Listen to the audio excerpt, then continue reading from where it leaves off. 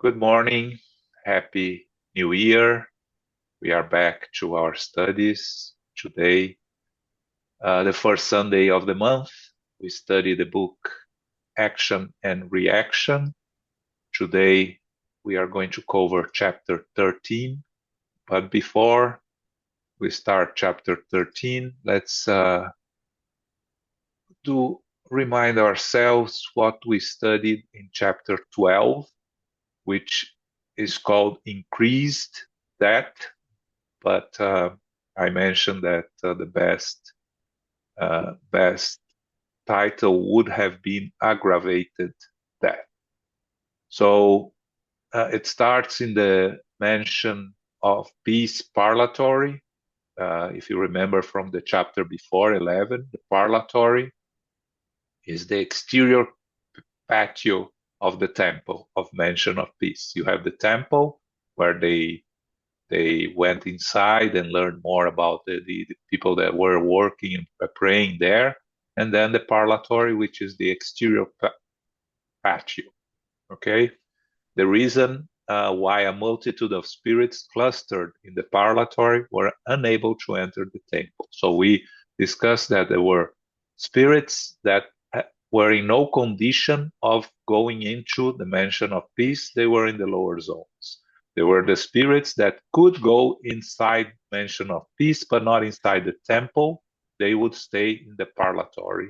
And we talked about the reason. And then we had a maternal intercession in favor of a nearly suicidal daughter, and the immediate action of Assistant Silas, avoiding the extreme act. That's the history of Marina's aggravated death. We study why that she was going through the experiences she was going through in this present life, and the struggles which almost drove her to suicide. And then during her sleep, detached from her physical body, she meets with her discarnated mother, who was the one that appealed to Assistant Silas to help. And after the conversation and the guidance, Marina renewed discards the idea of suicide. Okay, so now we are going to start chapter 13. Wayne, would you read for us? You're on mute. Thanks. At a standstill. We continued lending fraternal help to Marina's home, including assistance for her husband in the hospital. Thus, we found excellent opportunities for study and observation. At each step, we were able to draw conclusions and take notes. Our tasks and trips were proceeding satisfactorily when, one particular evening, Silas received a visit in the parlatory from a troubled coworker who said to him, "Assistant Silas, it looks like our sister Paulina is about to succumb under the weight of her immense trial." "Is she being rebellious?" asked our friend patiently and kindly. "No," answered the visitor. "She is ill, and her organic strength is declining by the hour. But in spite of it, she has been fighting bravely to stay by her unfortunate son's side." Silas thought for a few seconds and said resolutely, "There's no time to waste.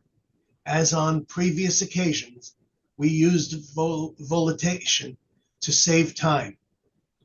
A few minutes later, we arrived at a poor, desolate, rural setting. In a shack that was completely exposed to the night wind, a wretched woman covered with rags was lying on a straw mat on the floor. A few feet away slept a severely mentally impaired paralytic dwarf. The sick woman was gazing at him, torn between affliction and despair. "This is our sister Poliana and Sabino, the unfortunate son the heavenly power has entrusted to her," Silas informed us. "Spiritually, they are both wards of Manseo, and they are on a harsh pathway of readjustment. However, Our kind friend seemed more interested in providing the two with practical assistance than in providing us with more information. He carefully bent over the poor woman and listened to her breathing, stating somewhat worriedly, "This is really serious." He invited us to lend our assistance, and we examined her closely. She was suffering from an alarming cardiac arrhythmia. Her heart was like a restless prisoner, entwined in arteries constricted by strange calcifications. As he examined the tormented circulatory picture, the assistant stated, "The weakened myocardia vessels are on the verge of rupturing because the patient is under the stress of extreme anguish. Her heart could stop at any minute." Having said that, he glanced at the man-child stretched out a few steps away and added, "However, Pollyanna needs more time in the physical body because her son cannot survive without her. They're not only bound together in the same trial, they are magnetized to the same fluidic atmosphere and are mutually fed by the energies they externalize in the field of pure affinity.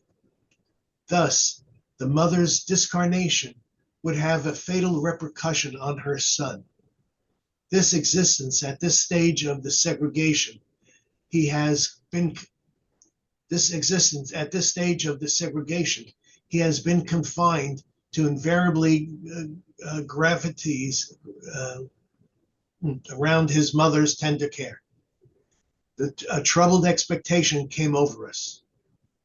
The miserable shack lacked just about everything, but Silas seemed to be looking for something that could be used to assist them. He only found an old jug with very little water in it.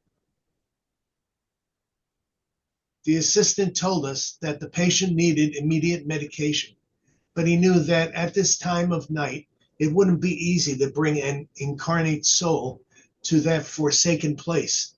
Besides, we had no resources available to us here. Even so, we watched as Silas applied passes to her throat with devoted attention. Next, he magnetized the water in the jug with fluidic resources. We realized that he had incited the woman's thirst, which compelled her to drink the plain water, now converted into a medicinal liquid. Pollyanna made an enormous effort, got up, and looked for the simple jug. After a few swallows, she became less anxious, as if she had been given a powerful calming potion. Her overwhelming concern of the moment gave way to the rest for her spirit. The assistant gently stroked her head as it lay on a pile of rags used as a pillow, and continued to transmit renewing energies to her. A few minutes later, Pollyanna was completely outside her physical body, but her spirit didn't have enough lucidity to discern our presence. Nevertheless, under Silas's magnetic command, she stood up mechanically. He picked her up, and the two of us followed them to a nearby wooded area. Even though she wasn't aware of our loving assistance, our patient, absent from her body, as if in a consoling dream, felt calm and light as Silas carefully laid her on a soft carpet of grass. Thanks. Okay. So again, they are there at the parlatory, and Silas receives a visit from a troubled co-worker that asks for the help to Pollyanna, who is about to succumb to the weight of the trial. And then the first question that Silas asks, which is interesting, is she being rebellious? And in terms that, is she revolting? Is she angry with her situation? And he explained no, that she's ill, and her organic strength is declining. So Silas immediately said, let's go there. There's no time to waste. They use volitation, which is what we have learned in the beginning of the study of the books of Andre Luiz, how spirits, more evolved spirits, or sometimes less evolved spirits, but that have knowledge, are able to move in the spiritual world. The fact that you learn how to volitate doesn't mean that you are morally evolved. It's just some spirits learn the technique. Of course, the more evolved the spirits are, the more they can even be present at more than one place at a time through their minds. But in terms of transportation, they are using volitation here because it's the easiest way for them to move from Mansion of Peace to the place there. So they arrive in a very poor place in a rural setting, at a shack that was in very poor conditions, and they see a woman covered with rags, struggling with her health, and close to her a severely mentally impaired man boy, as they say here, right? And she was looking at him with affliction and despair, and Silas quickly informed they are Poliana and Sabino, who is her son, and he analyzes it and says it's serious. He doesn't give much more information to Andre and Hilario because he's concerned in helping her. And then Andre Luiz examines her, describes her clearly difficult health situation with her heart struggling with arrhythmia, and then Silas very quickly explains something that is very interesting. He says that Pollyanna needs more time in the physical body because the son cannot survive without her. They are bound together, the same trial, but they are connected, magnetized to the same fluidic atmosphere, and are mutually fed by the energies they externalize in the field of pure affinity. So if she dies, he would also die at this stage of segregation. His existence depends on her. And, our first material thought would be, well, but in this dreadful situation, wouldn't it be better for both of them to discarnate, to get over this difficult situation? I will see later in the chapter why it's not, the reasons why he is in that state. Now, the point here of the connection between the two, such a strong connection that if one dies, the other is going to die, it's something that is not very common, but in cases, we know that in cases of obsession, serious obsession, you have sometimes connections between two spirits. And remember, spirits can be connected. An obsession can be from a discarnate to an incarnate, the most common one, but it also can be from a discarnate to another discarnate, from a discarnate to an incarnate. The example of someone loses a loved one and cannot let him or her go, stays all the time thinking about the one that have departed, suffering, struggling. It can create an obsession from an incarnate to a discarnate. And from an incarnate to an incarnate, it's an obsessive connection that sometimes can be so strong that if one discarnates, the other one also discarnates. The example that came to my mind that we learned is not from a discarnate to a discarnate, but a discarnate to an incarnate that happened in the case of Dr. Bezerra de Menezes' son when he was incarnated. Dr. Bezerra de Menezes. His son was suffering from a very severe case of obsession, and Dr. Bezerra was told that working on the separation, on treating both spirits, Dr. Bezerra was told that the connection was so strong that if they succeeded in separate them, it was very likely that his son would also discarnate because of the strong connection. And in reality, that's what happened after they were able to separate the obsessor and the obsessed, the son, he discarnated. So again, it's not common, it's rare, it's for us to understand sometimes it's difficult, but this is exactly what Silas is describing here, that if Pollyanna discarnates, her son very likely would discarnate also because of the energies they connect to each other. Of course, for us, analyzing from the material side, we can also say, of course, if she dies, him completely, completely constrained by his physical inabilities, by all his struggles, nobody would take care of him. He would die for lack of care. Yes, it's possible, but what they are talking here is something different. Is the energies that connect them that are so strong that they cannot be separated without both of them discarnate. So then Silas started looking around to see what he could do. And of course, it was a miserable shack, so there was nothing there. So the only thing that he found was an old jug with a little of water. And then we think about the magnetized water in our spiritist centers, right? Here is the explanation of how it works.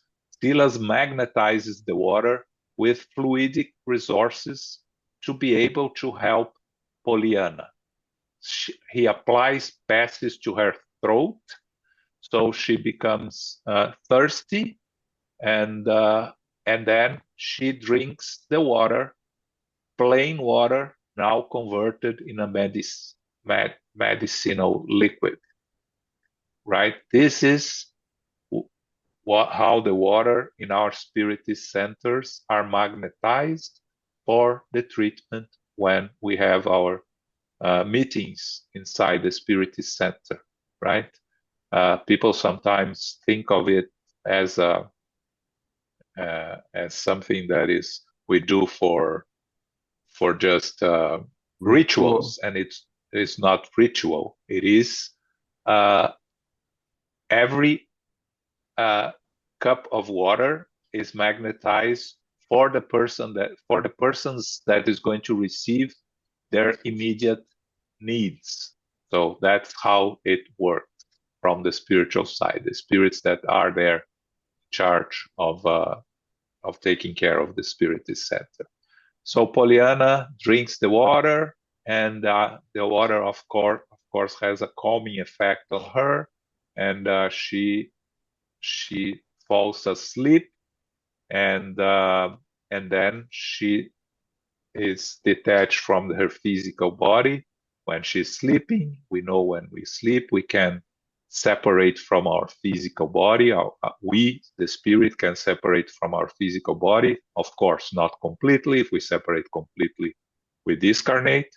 We separate from the physical body, and we go experience the spiritual world. Of course, as Andre Luiz describes here, she didn't have enough lucidity to notice their presence, but she moves mechanically, and Silas takes her to a nearby wooded area. Of course, when you are in nature, you have better conditions to help and assist her. She wasn't aware of their presence, but she felt calm and light as Silas was treating her. Okay? Elmo, anything to add here? No, I think you covered everything, Joe. Nothing for me to add. Yeah, on her physical condition, anything of out of the ordinary here she was going through? No. No, she was having she clotted coronary vessels, right? But it says Andre Luiz says of strange calcification. So I am imagining here that it's not the usual cholesterol or this kind of clotting arteries, or probably something more of the emotional state that she presented herself. So Yeah, basically she have coronary clotted arteries. okay. So the heart does not receive enough blood. She was ready to have a heart attack. Yeah. And in that case, the magnetized water, because it's a mental condition, also helps calm her down, right? Yeah, which goes along with this strange calcifications, right? Because if it was something, let's say, cholesterol, probably would not be able to help. But since it was something more emotional, mental, they were able to help her.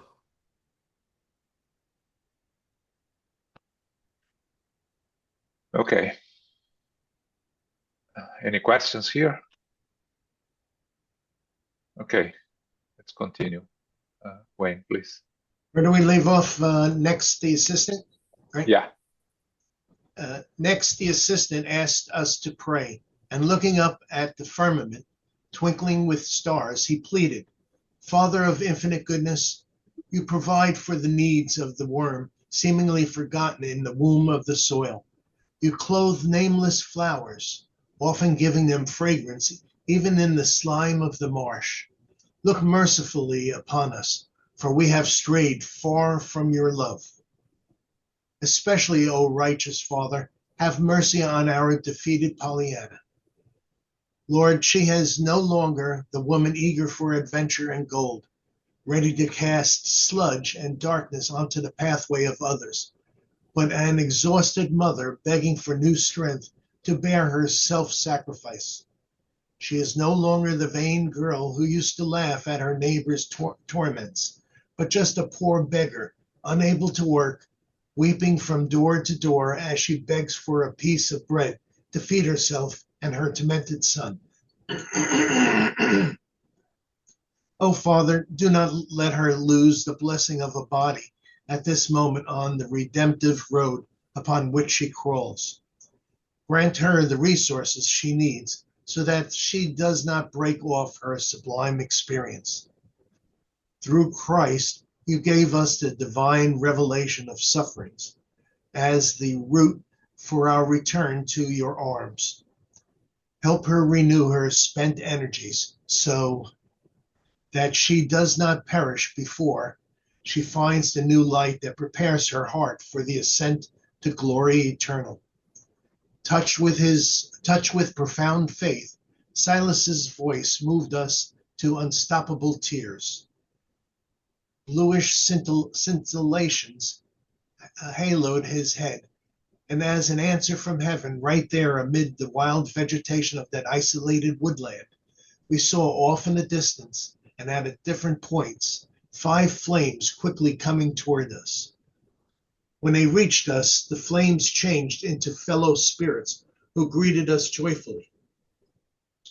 In a few minutes, imponderable energies of nature combined with substances derived from medicinal plants were brought to our patient, who inhaled them in long draughts. Soon, Pollyanna was surprisingly improved, ready to retake her physical body for the necessary recovery.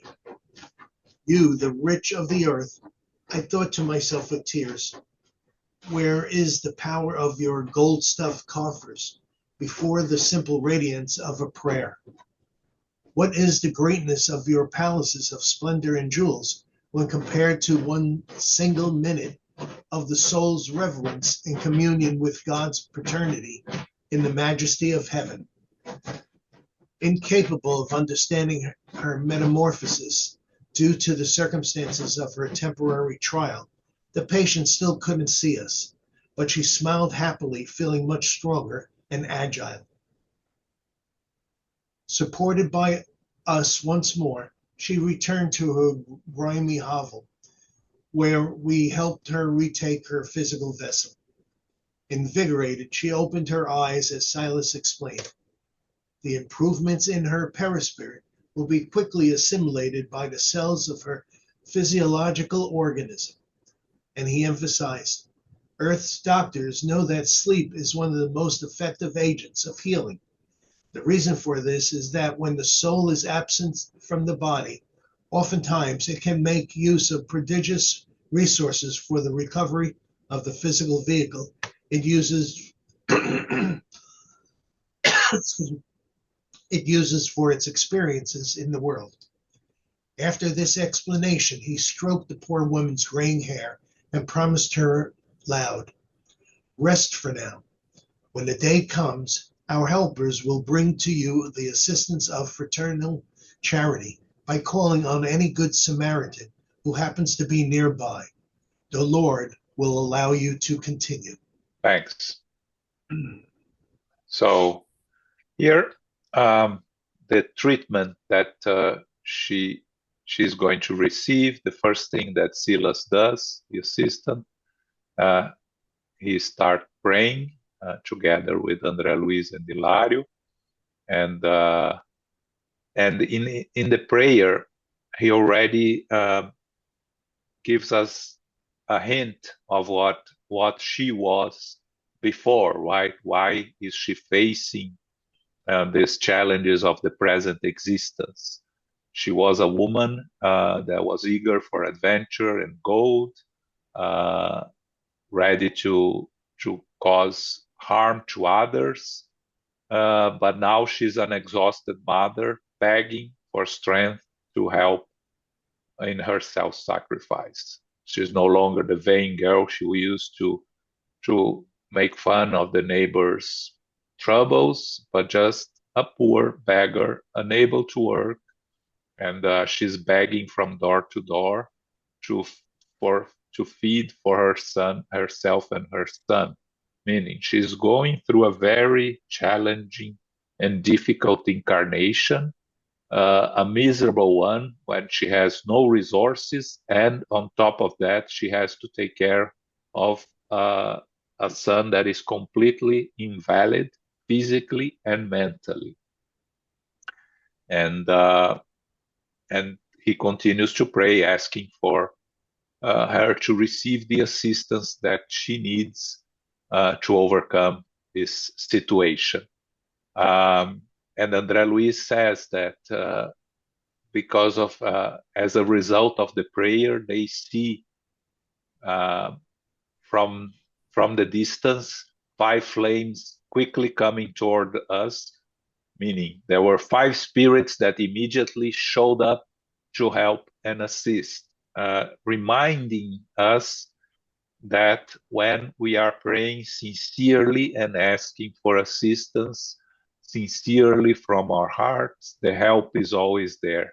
The assistance always comes to us. Here you have 5 spirits that immediately come to help and assist her. We can ask ourselves, wasn't Silas able to help her by himself? The answer is probably, but why not ask for more help and more assistance if it is available and it can come? So these fellow spirits come and help with energies of nature combined with substance derived from medicinal plants, were brought to the patient. Again, the perispirit, the spiritual body of the patient. She is receiving treatment in her spiritual body, and her spiritual body improved and was ready to reconnect her physical body for the necessary recovery. So the treatment here is done in her spiritual body, in the perispirit. We know the perispirit and the physical body are connected mainly through the chakras, but throughout their whole extension, and everything that happens on one reflects on the other and vice versa. And Andre Luiz here makes a very interesting comment that criticizing the rich of the earth, those that focus on material things, that accumulate wealth. And he says, what is the use of your palaces when compared to one single minute of the soul's reverence in communion with God? Meaning, the result of a sincere prayer does much more for a soul than all the material possessions can do. But of course, Pollyanna, in her mental state, physical and her spiritual state, she's not able to understand what's going on around her. She couldn't see them, but she was feeling much better, stronger, and agile. And Silas explained that the improvements in her perispirit will be quickly assimilated by the cells of her physiological organism. Okay, so the moment that she's receiving assistance in her spiritual body, she's also transmitting from the spiritual body to the physical body. And then he mentions on that doctors on Earth knows already, and we have several studies on that sleep is one of the most effective agents of healing. But the doctors from the physical world do not fully understand why, or do not understand at all. And Silas explains here, when the soul is absent from the body, oftentimes, not always, he can make the use of prodigious resources for recovery of the physical vehicle it uses for experiences in the world.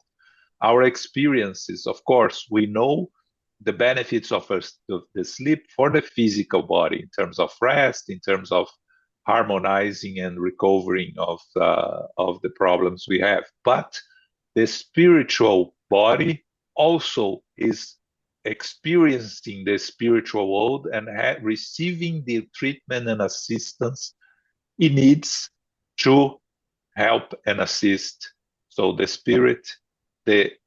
spirit comprised of the physical body, the spiritual body, receives the full treatment during their sleep if, again, we allow ourselves to receive, again, the importance of praying before going to sleep, sincere prayer, trying to be in good conditions of resting, right? Disconnected from the material distractions that we have in our physical world.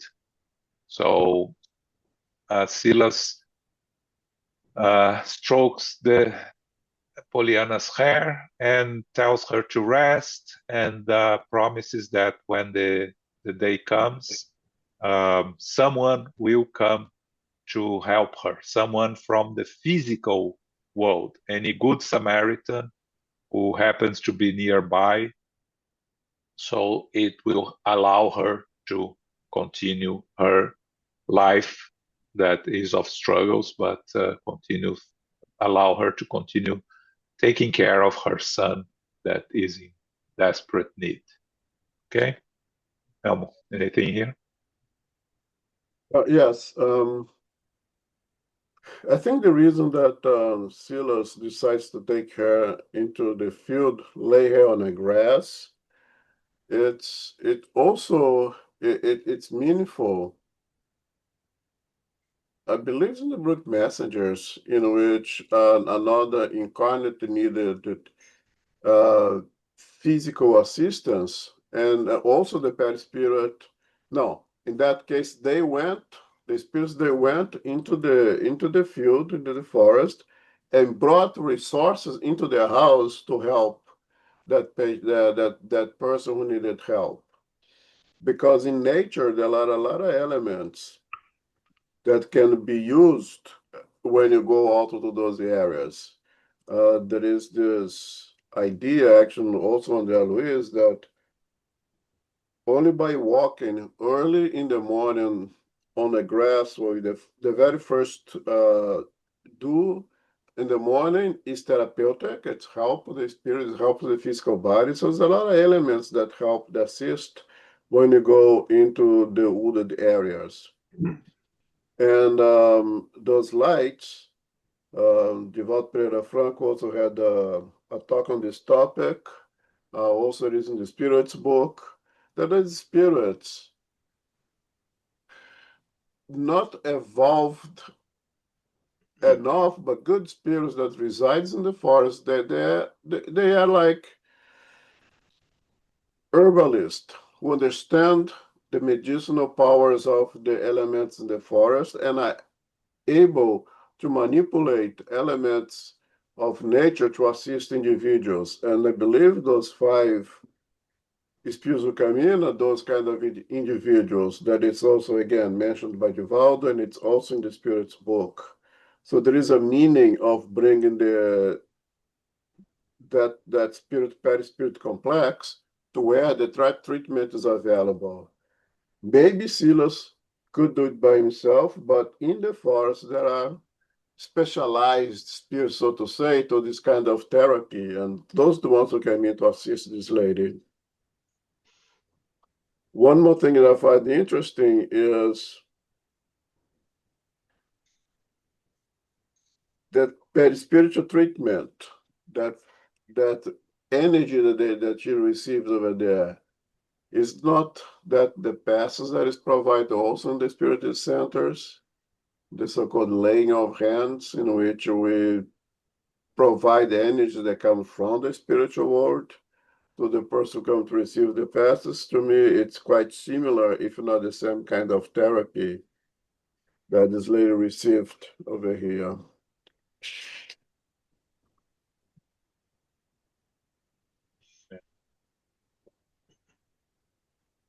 Okay. More questions, comments here? All right. Next. Next, he invited us to examine Sabino's organic field.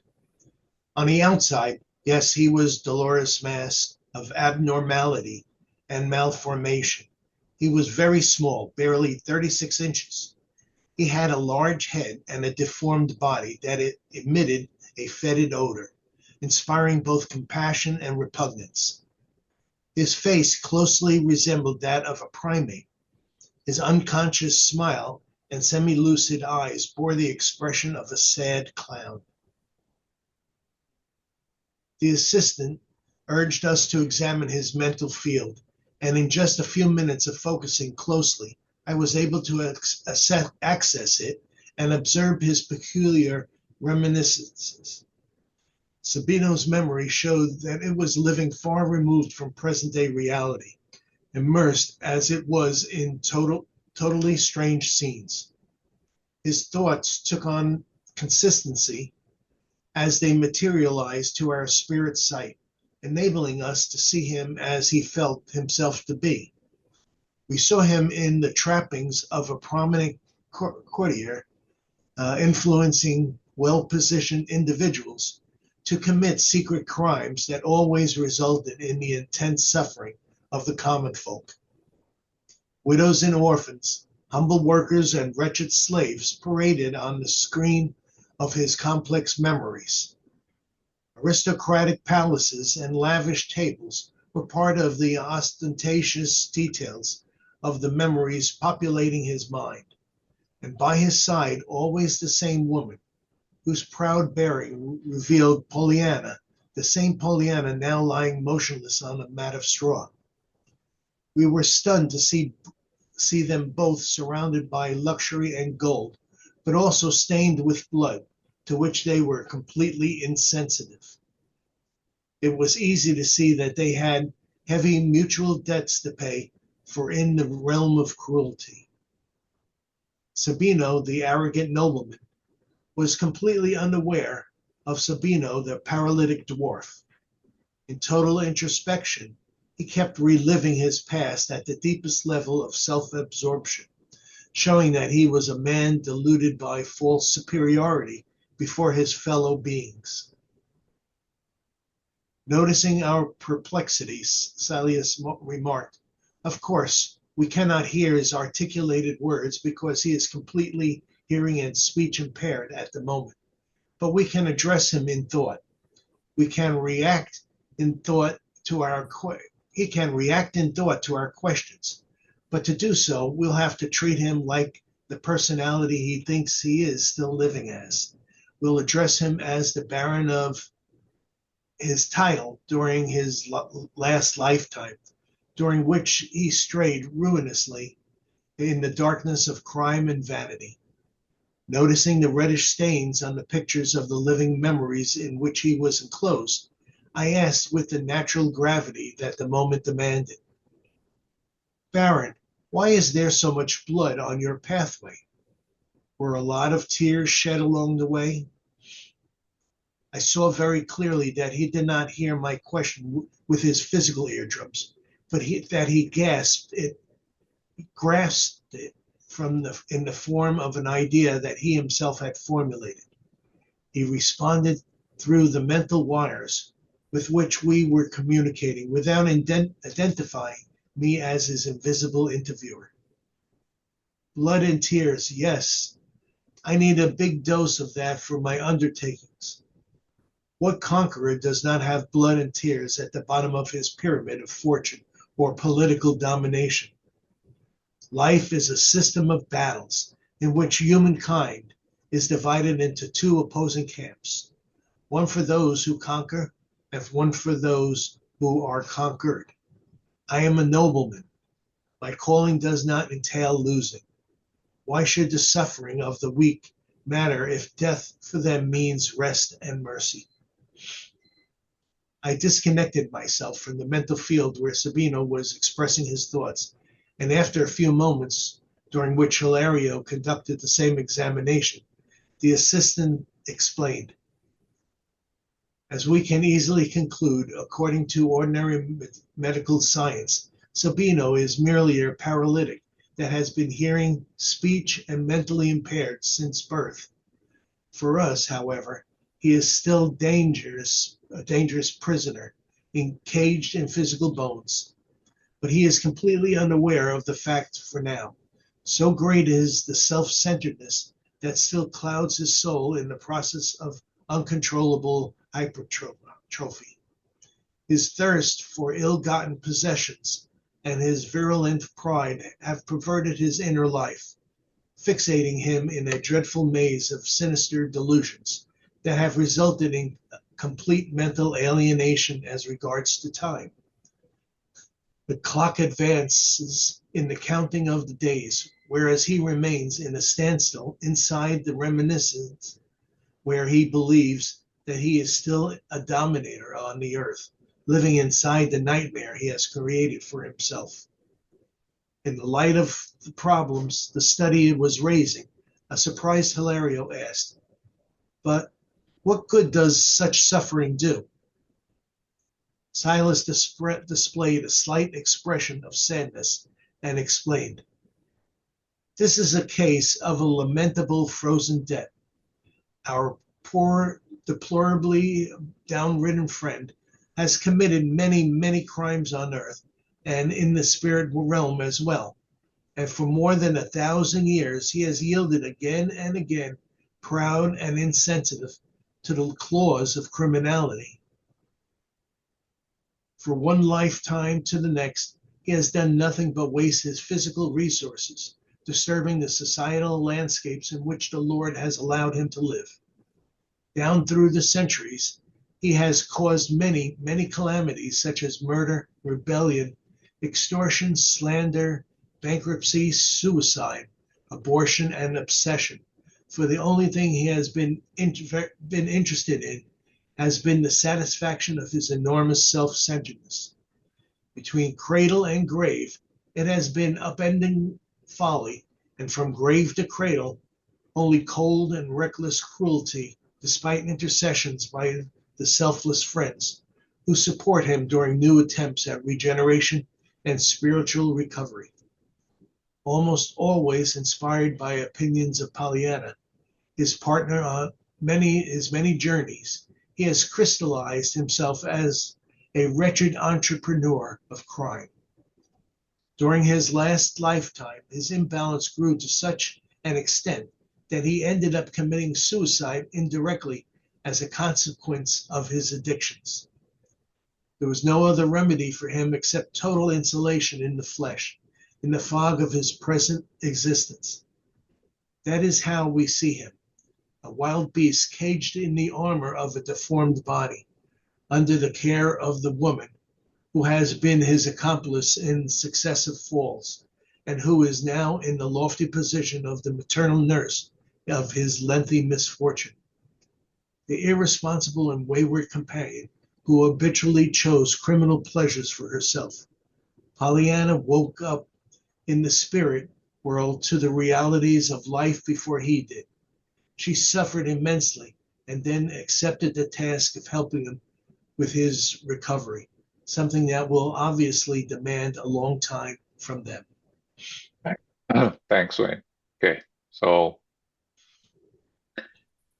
now we start to see the reasons why Sabino is in the condition that he is. And there is a lot for us to learn here, right? Because we wonder sometimes about these spirits that are dedicated to cause harm, that are dedicated to dedicate themselves to personal gains, without any regards for those around them. So the first that they describe Sabino, right? He was a small person with a large head, deformed body, couldn't hear, couldn't see, was blind, was hearing impaired. He looks like he resembled a primate and looked like a sad clown, right? But then Silas asked them to examine him closely, and it is interesting that we see that he lives in the past. He lives in the far removed from present day reality. So he's not even aware that he's incarnated. His mind is living in the past. His mind is crystallized in the past, in a sense. So he needs, we learn later that he needs to be incarnated, he needs to be in the physical body, and we'll see that, because he needs to be outside the spiritual world also. He needs to be, because in the physical body, he's kind of isolated from the spiritual influences, from all these hundreds, thousands of enemies that he accumulated through his incarnations. So Andre Luiz describes that the reality that he's living in is in a court, right? Influencing well-positioned individuals, committing secret crimes that cause suffering to others, widows, orphans, and by his side always Pollyanna, the same Pollyanna that is now his mother. So that's why they are together, of course, because they have to make the reparations of the harm they have caused together. They were both surrounded by luxury and gold, but also stained with blood. But they were completely insensitive. Again, this is Sabino's mind reliving what he went through. And it's interesting that Andre Luiz describes here that he's completely unaware of his present existence. He keeps reliving his past at the deepest level of self-absorption. So in his mind, he's a man deluded by his false superiority. He's completely unaware that he's incarnated, which is very interesting. Again, makes us reflect on many cases of this people that are mentally impaired, how many cases we see like this, right? That they are living outside their present existence and living inside their past lives. And of course, because they cannot manifest, we from the physical world cannot understand what's going on inside their minds. And then Sila said that they cannot hear his words because he's speech impaired and hearing impaired at the moment. But they can connect with him through thought, which is interesting here. Something else for us to learn. He thinks he's still living as Baron of S, his title during his last lifetime. And Andre asks him a question: why so much blood on your pathway? Where a lot of tears shed along its way? And Andre says that he doesn't hear his question with his physical ears, but he grasps the question in the form of an idea that he himself have formulated. Why this is important here? We talk about the presence and influence of spirits in our lives, right? And sometimes people, when they learn about this in spiritism, they ask, but how do we know if it's our thought of or if it is the spirit's influence around us? And the spirit tells us that this is not important. The important thing is for us what we do with our thoughts. So here, Sabino doesn't understand that it's a thought coming from an external spirit. He thinks his own idea, an idea that he himself formulated. He doesn't identify Andre Luiz as the invisible interviewer, but he's thinking about blood and tears, that the necessity, the life is battles, that there are two opposing camps, the ones that dominate and the ones that are dominated. And then he concludes that the weak the weak's suffering doesn't matter because death for them means rest and mercy. Of course, he doesn't understand what happens after the death of the physical body. But it's interesting how his mind formulated thoughts. And again, he's living in the past. Silas explains that, according to medical science, our physical science, he's just a paralytic that cannot hear, talk, and is mentally impaired. But from the spiritual world, he's a still dangerous prisoner encaged in physical bonds. But he's completely unaware of the fact that he's incarnated. So great is his self-centeredness that still dominates his soul. And he's still thinking of what he needed to do in his previous existence. So the time passes, but he still remains at a standstill inside the reminiscences where he believes he's still a dominator. And then Hilario asks the obvious question, the question that we all are going to ask, right? What good does such suffering do, really? Meaning, why does incarnation where he's unable to experience anything in the physical world? And then Silas explained it is a case of a frozen death, a death that he has been frozen from the past, that he committed so many crimes on earth and the spiritual realm for more than 1,000 years, always coming back and forth, proud and insensitive in criminality. And he explains that he has done nothing but waste every physical existence. And also, it is interesting here when he talks between cradle and grave, it has been an ending folly, and then between grave to cradle, only cold and reckless cruelty. So he was also, when he was in the spiritual world, he was persecuting others, obsessing others, and in his always accompanied by Pollyanna, and he has crystallized himself in this as a crime lord, right? And during his last lifetime, his imbalance grew so much that he ended up committing indirectly suicide as a consequence of his addictions. Again, we know that addictions cause us to commit indirect suicide. It's not a direct suicide.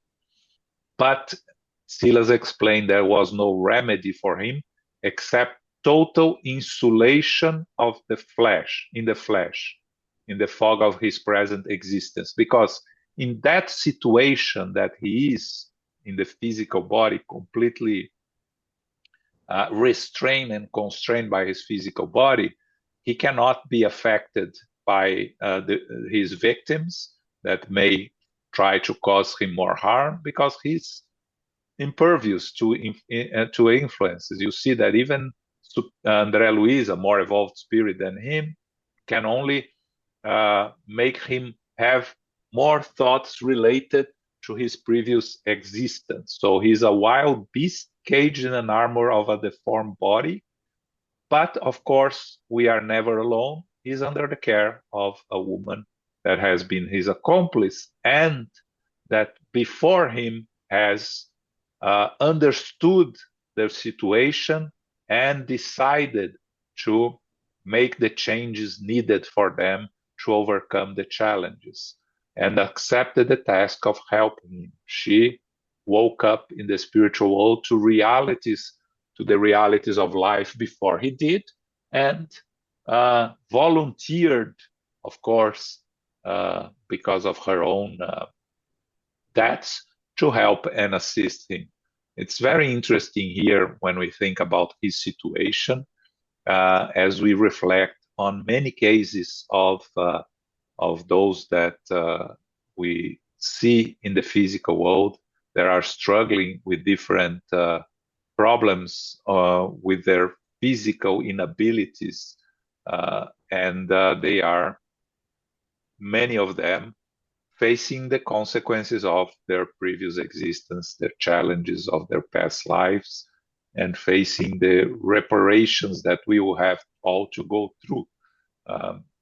Nothing happens. There is the name of the book is Action and Reaction, and there is always a reaction for all the actions we take during our lives. There are always consequences.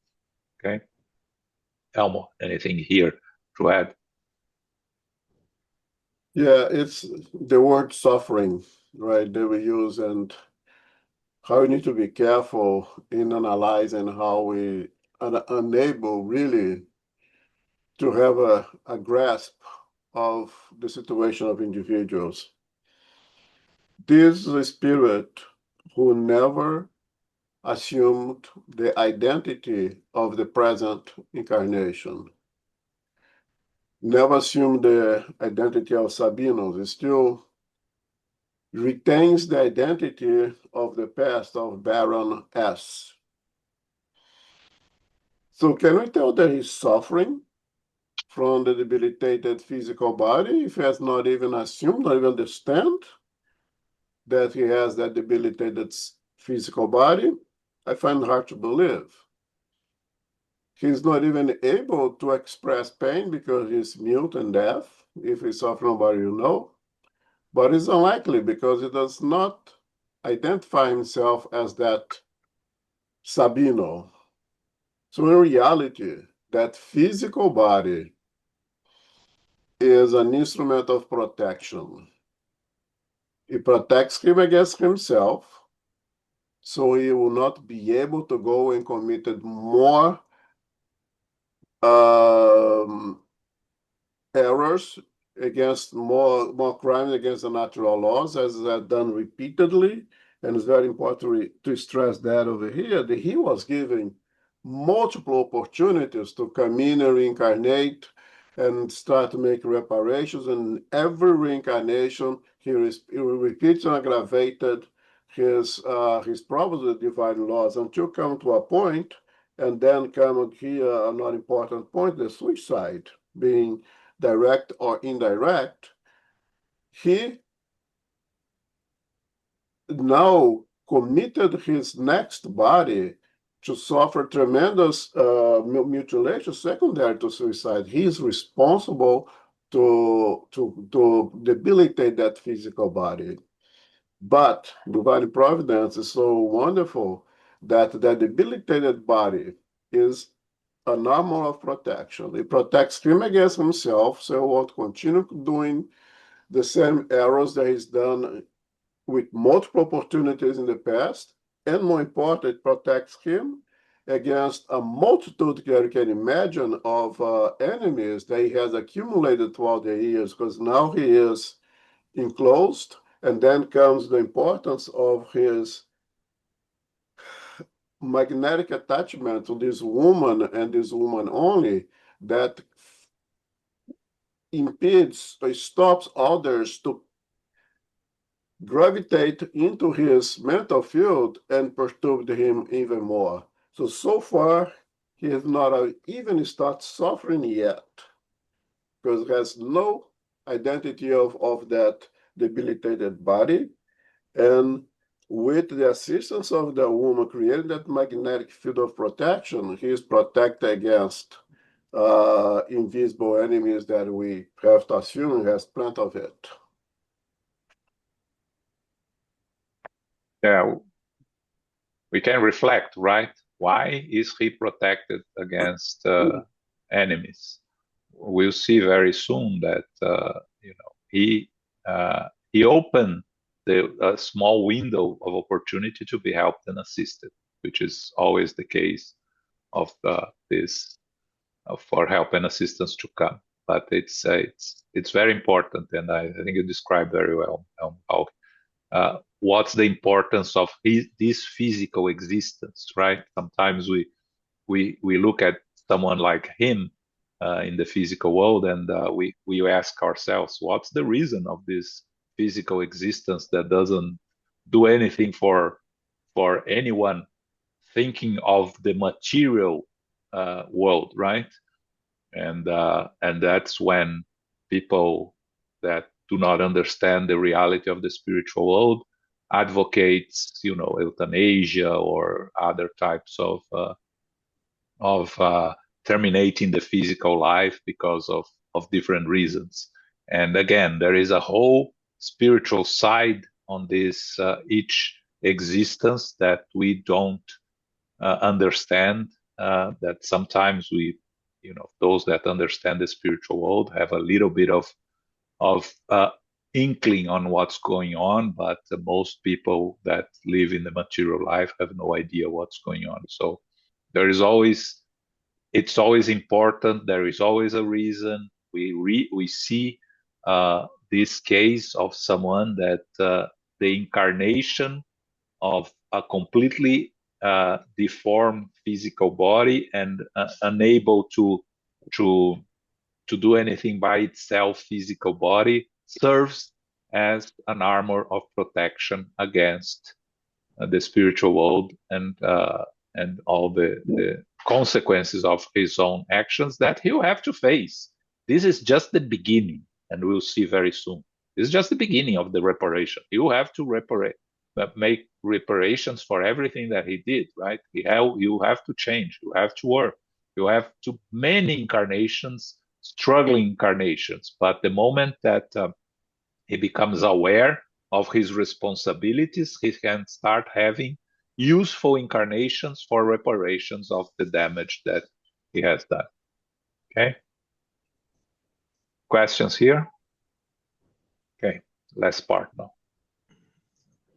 Through the blackish-green aura of the self-absorbed dwarf's paraspiritual field, we could see that all the energies of his vibratory centers ebbed back to their starting points, giving us the impression that Sabino was completely tangled up in himself like a caterpillar isolated in its self-made cocoon. Silas promptly answered the questions we could not help asking.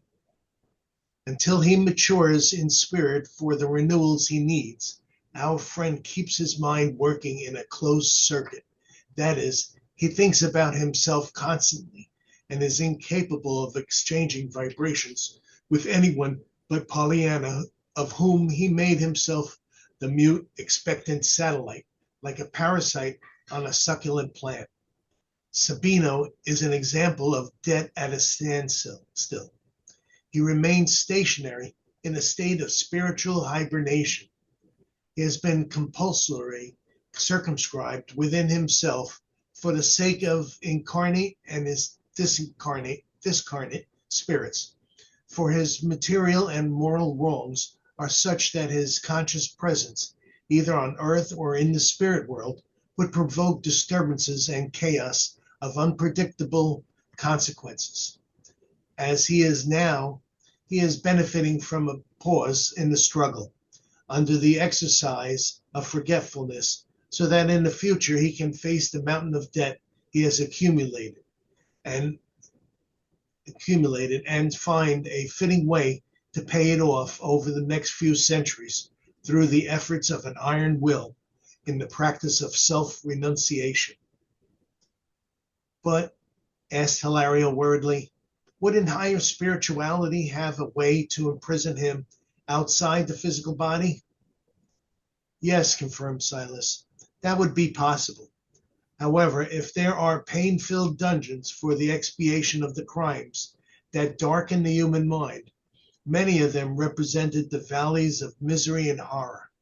We must remember that the criminals segregated there attract and mutually contaminate each other with their moral sores, thereby creating their temporary hell.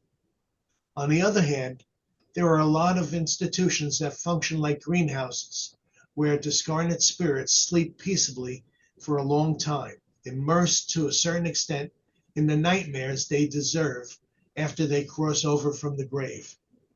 Sabino, however, is an exceptional case of systematic rebelliousness and moral delinquency, in whose darkness, one day, he felt his strength wavering. Remorse pierced his heart like a deadly bullet that strikes a tiger on the loose. Prayer glimmered in his conscience, and before his new attitude could provoke reactions and vile vendettas among his former partners in evil, he was taken to Manso Paz, where he was magnetized and put under deep hypnosis. Later, he was received into the care of Pollyanna, who was experiencing her own regeneration through sacrifice. As you can see, our friend's connections in the infernal realms are so strong that, out of Jesus' mercy, he has been temporarily hidden in this monstrous body. There, he is not only kept cut off from them, but he is also unrecognizable for his own sake. Time and divine goodness must support him with his painful and complex problems. Gazing at us serenely, he added, "Understand?" Indeed, we had. As we saw it, this experience was harsh but logical, terrible but just. And like someone who could give nothing else to this wretched friend except his heart, Silas stroked his feculent head, and deeply moved, he offered him the blessing of a prayer. Okay. So here, what we see is that Andre Luiz describes he's being completely tangled up in himself like a caterpillar isolated in self-made cocoon. And then, Silas explains that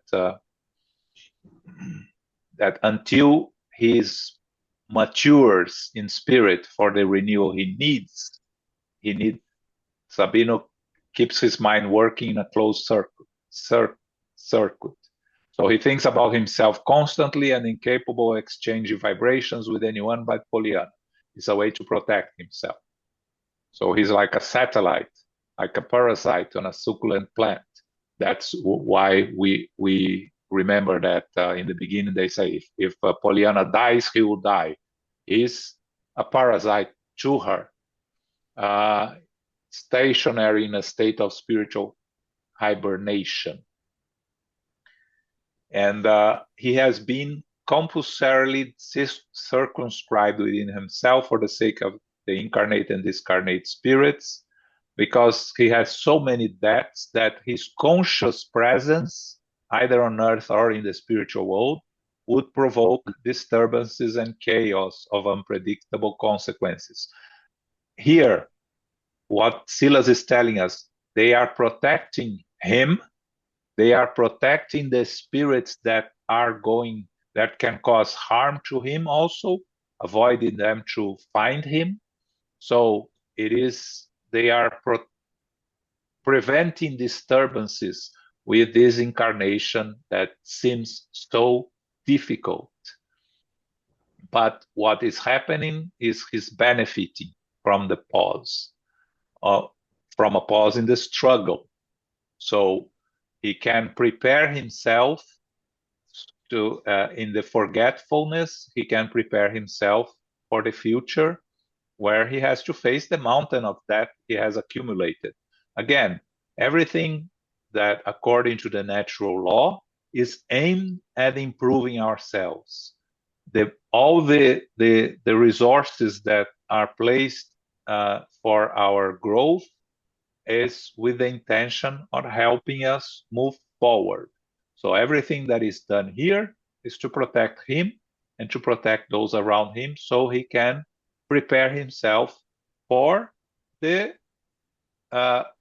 repairing of the mistakes that he made.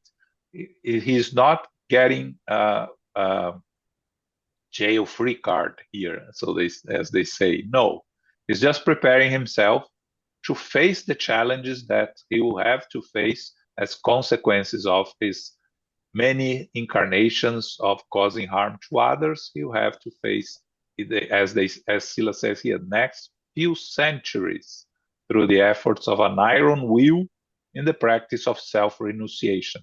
It's going to come. He may have to come in the other incarnations with extreme difficulties to learn through patience, resignation, dedication to others, for him to progress. And Hilario asks again another question that we would like to ask, right? Wouldn't the higher spirituality have a way to imprison him outside the physical body? And Silas says that yes, there are places in the spiritual world that can these spirits can be taken, right? But these are the criminals that are segregated in these areas attract and mutually contaminate each other with their moral sword, thereby creating their temporary hell. So, of course, for Sabino, the best option right now was to have this incarnation in this deformed and impaired physical body. And because there are other places that will function like greenhouses, but Sabino is a case, an exceptional case of systematic rebelliousness and moral delinquency. But one day he felt his strength wavering. He has remorse, a little bit of remorse that pierced his heart, and there he opened a small window of opportunity that he was taken to Mansion of Peace, where he was magnetized and put under deep hypnosis, and then received the care of Pollyanna, who is also experienced her own regeneration. And Silas says that, as you can see, our friend's connections in the infernal realms are so strong that out of the mercy of Jesus, he has been temporarily hidden in this monstrous body. Time and divine goodness must support him with his painful and complex problems. he's there unrecognizable for his own sake. And that's where we leave them here.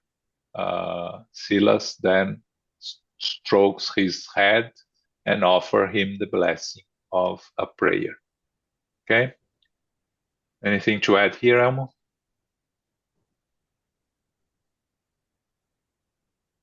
No, I think it's so covered.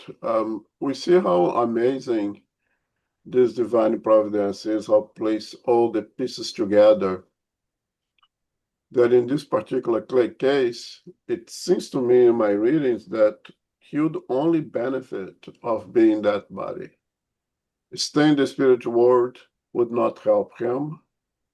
And he had showed that minimal sparkle of remorse that was enough to get him to this physical body that is a blessing for him, that now we understand that physical body is a blessing for him.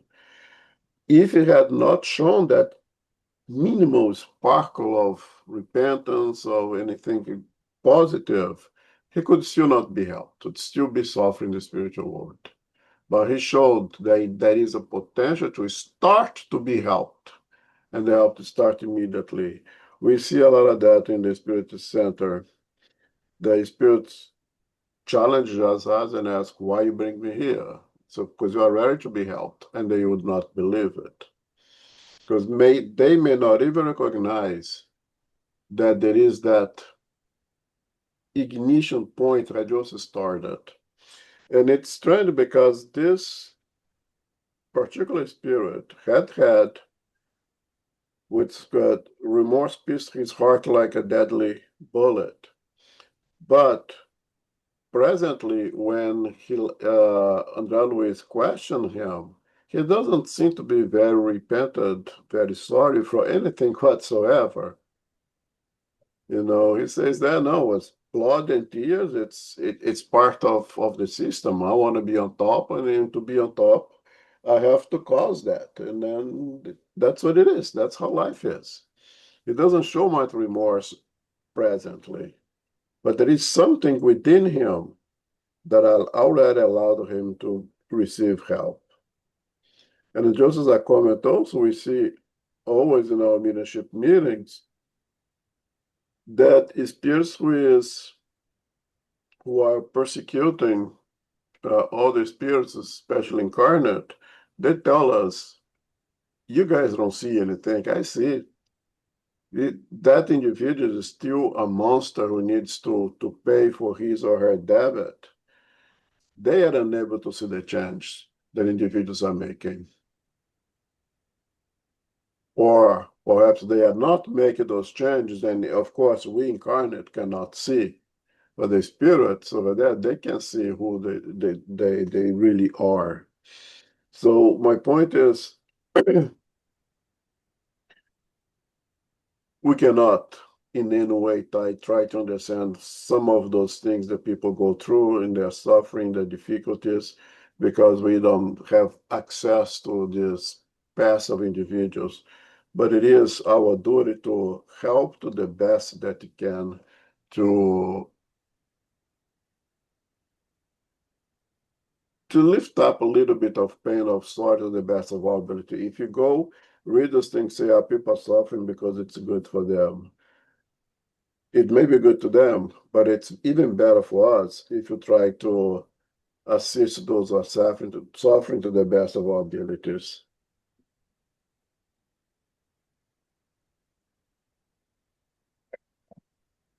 Okay, so next month we're going to study chapter 14, Interrupted Redemption. We stop here now. Just a reminder, next Sunday, the second Sunday of the month, we're going back to the book Jesus in the Home. We resume our regular activities as of today. Tomorrow we have our fraternal assistance meeting at SGNY. Tuesday we start again Tuesday at noon, the study of the book, a work by Divaldo Franco, A Full Life. Our book club comes back on Wednesday. We're finishing the book A Light in the Darkness. Our study of the Spirit's book on Thursdays at SGNY and online at 7 p.m. And on Sunday we are here to study Jesus in the Home. Okay, Elmo, can you do our final prayer, please? Sure.